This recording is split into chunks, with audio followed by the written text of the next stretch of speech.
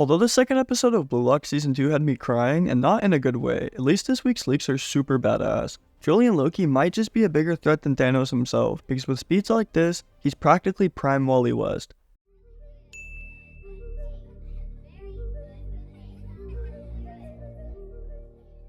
What's going on everyone, my name is Animasu, and today we'll be taking a look at the Blue Lock Chapter 279 leaks, which were just released yesterday. If you enjoy staying up to date with Blue Lock and would like to support my channel, please click that subscribe button, comment below your thoughts, and feel free to join my community Discord found in the video description. Without further ado, let's jump right into the good stuff. I don't want to hold you for too long. Blue Lock Chapter 279 starts off with intro text which states, Kaiser's eye fixed on the decisive shot. The future is determined in this one tense moment. Bayern Munich has been awarded a crucial free kick, and all eyes are indeed on Michael KAISER, the emperor of the field. Scene begins with the announcers hyping up the stakes as KAISER, calm but determined, prepares to take his shot. We visually get an overhead view of the field looking down upon it all, truly giving perspective for how far away this free kick is. 29 meters. Before he can make his move though, Michael turns to Noah, Bayern Munich's star striker and his supposed mentor, in order to settle something that's just been weighing on him. From the beginning, have you been participating in this league just to make me evolve? KAISER asked this with his voice sharp with suspicion and a confused look. Noah, ever composed, confirms this bluntly by saying, yeah, that's right. KAISER's frustrations are further fueled when he learns that Noah has also been guiding Isagi with the same goal in mind, all in an effort to push KAISER to his absolute limits. The realization stirs something within KAISER as he mutters, so it's all about creating a rival to improve myself, huh? His irritation grows as he accuses Noah of being a selfish coach, someone solely focused on his own ambitions. But Noah, unfazed by the accusation, calmly explains that being the world's best is merely a title given by others. He asserts that his focus has always been on becoming the most complete version of a striker, not on titles or accolades or anything like that. It's this mindset that's driven him to pursue perfection on the field, leading to his dominance as the #1 striker. It's a side effect of his mentality and not a goal. Noah then delivers a bombshell. The player who poses the greatest threat to him is none other than Julian Loki, and he aims to shoot him down here and now. This comment takes KAISER off guard, making him question everything he thought he understood about his coach's intentions.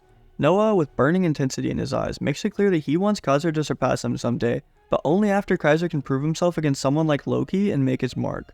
This leaves KAISER grappling with the reality of Noah's words, acknowledging that beneath it all, he's purely driven by his love for football, a true football junkie to his core. As he processes all this, KAISER readies himself for the free kick, and Isagi, standing on the field, watches with steely determination.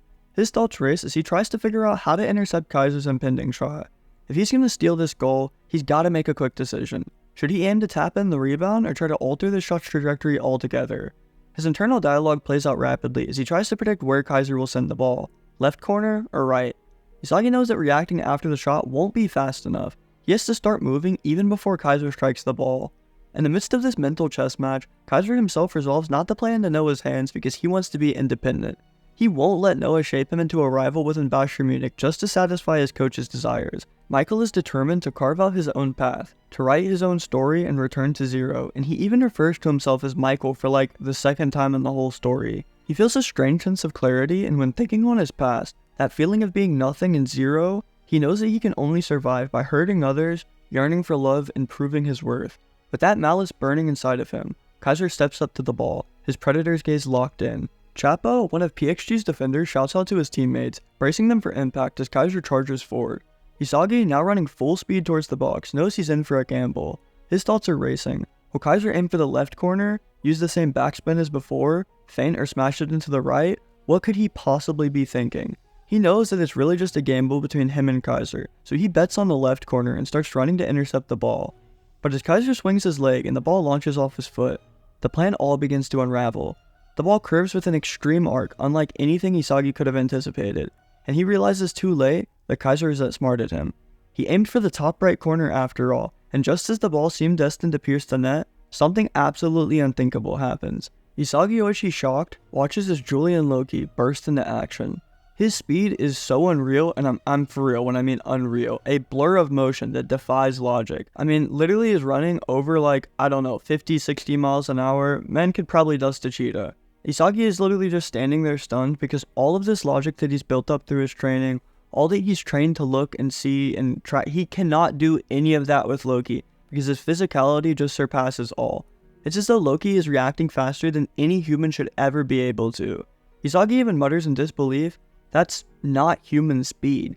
Loki's movement can only be described as prodigious, one of a kind, a sudden mutation of skill that shatters all expectations. With absolute precision, Julian Loki intercepts the ball, cutting off KAISER Impact's Magnus shot with godlike speed.